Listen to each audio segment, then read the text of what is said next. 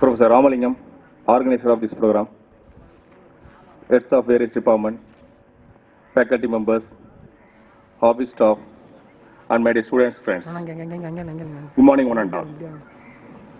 It is my great pleasure to welcome our chairman for this great occasion, 64th Republic Day celebration, because he is going to spend his valuable time with us. On behalf of staff members and my own behalf, I welcome you, sir. Next, I extend my warm welcome to Professor Ramalingam, heads of various departments, faculty members, office staff, Physical Director Mr. Velmurugan, and Assistant Physical Director Mr. Sendil, and those are the staff members who worked behind the screen. I welcome one and all. Dear friends, what are things, because this is a 64th Republic Day celebration, I would like to say one thing. That is, what are things we are going to do for our nation? That is important. I think all of you know, after 20 years, India is going to face severe scarcity of water, electricity, and then land problem.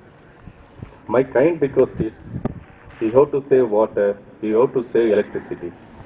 In your house, you are saving the water and electricity, that we know it very well. But in the working place also, in our college also, we have to save the water, we have to save the electricity. And coming to the land side, most of the staff members from the farmers' family. My kind request is, you should not sell your land, agriculture land, for real estate business. That is my kind request. So in this Republic Day, we have to take the resolution. We have to save the water, we have to save the electricity, and we have to save the land. One more thing I would like to say, that is, இந்த ஜெனரேஷனில் நீங்கள் பார்த்தீங்கன்னா நிறைய பேருக்கு வந்து difference தெரிய மாட்டேது. What is independence day and what is republic day, what is the difference between independence day and republic day. That is our duty. நம்ம தான் உங்களுக்கு சொல்லித் தரணும். ஆனால் போக அந்த ஜெனரேஷன் போக வந்து ரிப்பப்ளிக் டே எதுக்கு செலிப்ரேட் பண்ணுறோம், இண்டிபெண்டன்ஸ் டே வந்து எதுக்கு செலிப்ரேட் பண்ணுறோன்ட்டு இந்த கான்செப்டே நம்ம ஜெனரேஷன். என்னுடைய இப்போ பார்த்தீங்கன்னா எனக்கு 2 பொண்ணுங்க இருக்குது, அது மறந்துடும். அது வந்து தட் இஸ் மை டியூட்டி. பேரண்டாக என்னோட டியூட்டி நான் சொல்கிறது கடமை. அது உங்களுக்கு அந்த டியூட்டி இருக்குது. But you should know what is independence Day, what is republic Day. இப்போ இண்டிபெண்டன்ஸ் டேனா உங்களுக்கு எல்லாருக்குமே தெரியும். 1947 ஆகஸ்ட் 15 வந்து நம்மளுடைய சுதந்திர போராட்ட தியாகிகள் வந்து நம்மளுக்கு வந்து சுதந்திரம் வாங்கி கொடுத்த நாள் தான் வந்து ஆகஸ்ட் 15. அது எல்லாருக்குமே தெரிஞ்சிருக்கும். பட் ரிப்பப்ளிக் டே Jan 26 ஏன் அதை செலிப்ரேட் பண்ணுறோம்? நம்மளுடைய அரசியல் அமைப்பு சட்டம் வந்து அங்கீகரிக்கப்பட்ட நாள் தான் வந்து January 26. இதில் ஒரு ஆச்சரியப்பட வேண்டிய விஷயம் என்னன்னா, நம்ம அமெரிக்கா வந்து வல்லரசு நாடுன்னு சொல்றோம். இந்த அமெரிக்காவோட வந்து அரசியலமைப்பு சட்டத்தை வந்து எழுதுறதுக்கே 4 மாசத்துல எழுதி முடிச்சிட்டாங்க. பட் இந்தியாவோட அரசியலமைப்பு சட்டம் எழுதுறதுக்கு 2 வருஷம் 11 மாசம் 8 நாள், இவ்வளவு நாள் ஆச்சு. உலகிலேயே மிக நீளமான அரசியலமைப்பு சட்டம் வந்து இந்தியாவோட அரசியலமைப்பு சட்டம் தான். அந்த அரசியலமைப்பு சட்டத்தில் பார்த்தீங்கன்னா 12 ஷெட்யூல், 365 ஆர்டிகல், 1,75,369 வேர்ட்ஸ் இருக்கு. உலகிலேயே மிக நீளமான அரசியலமைப்பு சட்டம். இதை எழுதுனது யாருன்னா நீங்க உடனே என்ன சொல்லுங்க, அம்பேத்கர்னு வாங்க. பட் இந்த அரசியலமைப்பு சட்டத்தை குழுவோட தலைவர் வந்து ராஜேந்திர பிரசாத். அவர் தான் வந்து முதல் குடியரசுத் தலைவர். குழு தலைவர் அவர் தான். அந்த அரசியலமைப்பு சட்டத்தை வந்து எழுத்துப்பூர்வமா கொண்டாந்தவர் வந்து அம்பேத்கர். எழுத்து வடிவத்தில் கொண்டாந்தது அம்பேத்கர், முதல் சட்ட அமைச்சர் இந்தியாவில். ஸோ அப்போ வந்து January 26 வந்து அரசியலமைப்பு சட்டத்தை வந்து நம்ம அங்கீகரிக்கப்பட்ட நாள் தான் வந்து நம்ம குடியரசு தினமாக கொண்டாடுறோம். இதில் வந்து இந்த தேசிய கொடி 3 நிறம் இருக்கு, சேஃப்ரான், ஒயிட் அண்ட் கிரீன், காவி, வெள்ளை, பச்சை. இது நம்ம குழந்தைக்கு கண்டிப்பாக சொல்லி தரணும். எதுக்காக வந்து இந்த காவி இருக்கு, எதுக்காக வெண்மை இருக்கு, எதுக்காக கிரீன் பச்சை இருக்கு. இந்த காவி நிறம் பார்த்தீங்கன்னா நிறைய சுதந்திர போராட்ட தியாகிகள் வந்து நம்ம சுதந்திரமா காத்த சுவாசிக்கணும்ட்டு அவங்களுடைய சுவாசத்தை விட்டாங்க. அதோட தியாகத்தை வந்து உணர்த்துறதுக்கு தான் வந்து காவி நிறம். சுதந்திர போராட்ட தியாகிகளோட தியாகத்தை உணர்த்து தான் நம்ம காவி நிறம் கொடுத்துருக்கிறோம். வெண்மைன்றது வந்து நம்மளுடைய உண்மையும் வெண்மையும் வெளிப்படுத்துறதுக்கு தான் வெண்மை நிறம். பச்சை நிறம் வந்து நம்மளுடைய மண் கலாச்சாரத்தை பசுமை பூமியாக காமிக்கிறது தான் பச்சை நிறம். இது ஆல்மோஸ்ட் உங்களுக்கு எல்லாருக்கும் தெரியும். பட் தெரியாத விஷயம் பார்த்தீங்கன்னா அது உள்ள வந்து வட்டம் சர்க்கிள். முன்னாடி 1940 முன்னாடிலாம் பார்த்தீங்கன்னா உங்களுக்கு தேசிய கொடியில வந்து சக்கரம் இருக்காது, அதுல ராட்டை இருக்கும். ராட்டை இருக்கிறது வந்து இப்போ மாற்றினது யாருன்னு பார்த்தீங்கன்னா நம்ம ஜவஹர்லால் நேரு தான். அந்த ராட்டை இருக்கும்போது அவருடைய கான்செப்ட் வந்து என்னன்னா, ரெண்டு சைடு பார்த்தாலும் எப்படி பார்த்தாலும் வந்து வியூ வந்து ஒன்றா இருக்கணும். சர்க்கிள் வந்து நீங்கள் எங்கேருந்து பார்த்தாலும் சர்க்கிளாக தான் தெரியும், மாறாது. ராட்டை வந்து இந்த சைடு வந்து நூல் நூக்கிற மாதிரி இருக்கும், அந்த சைடு ராட்டையாக இருக்கும். அப்படி இருந்தால் தேசிய கொடி நல்லா இருக்காது. ஸோ கொஞ்சம் ரீசேஞ்ச் பண்ணலாம்னு. ஸோ எப்படி பண்ணலான்னு பார்க்கும்போது இந்த ராட்டையில் இந்த சர்க்கிள் மட்டும் இருக்கு இல்லையா, சரி நம்ம அதை மட்டும் நம்ம எடுத்துக்கலான்ட்டாங்க. ஸோ அந்த சர்க்கிளை வடிவமைச்சிட்டாங்க. சர்க்கிள் வடிவமைச்சா அது நல்லா இல்லை, சர்க்கிள் மட்டும் நல்லா இல்லை. ஸோ அப்போ சர்க்கிள் இல்லாமல் வந்து 24 டிவிஷன் இருக்கும்.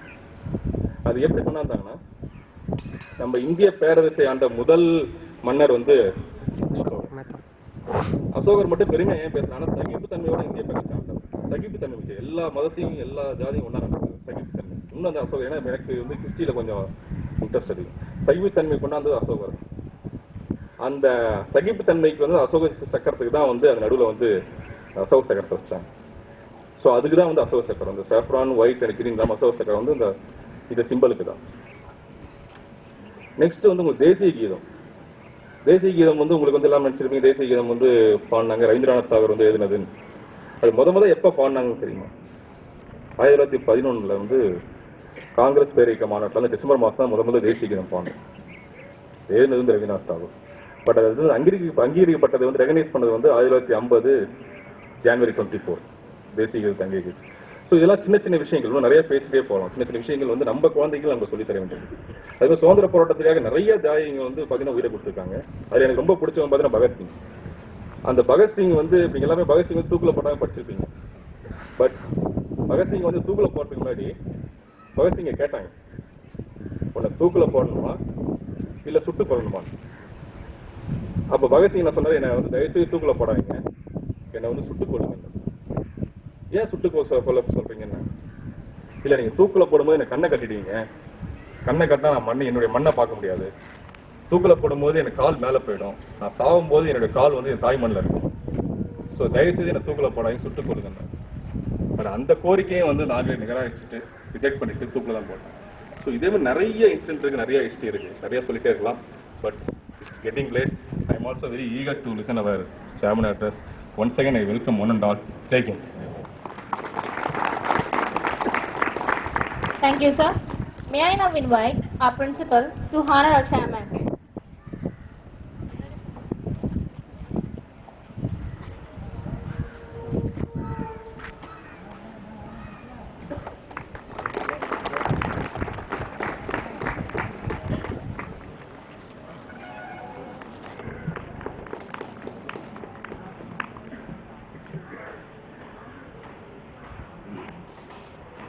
Thank you, sir. In the Indian tricolor flag, the saffron stands for purity and spirituality, white for peace and truth, green for fertility and prosperity, and the wheel for justice. It's our pride to hoist this tricolor flag. May I now request our chairman to hoist our national flag.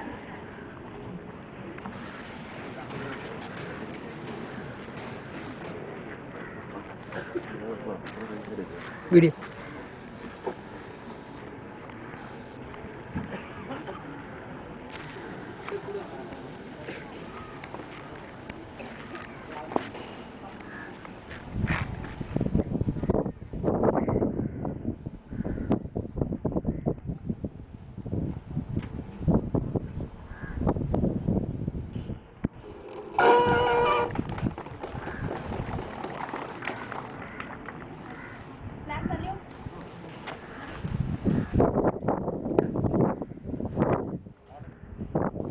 Order.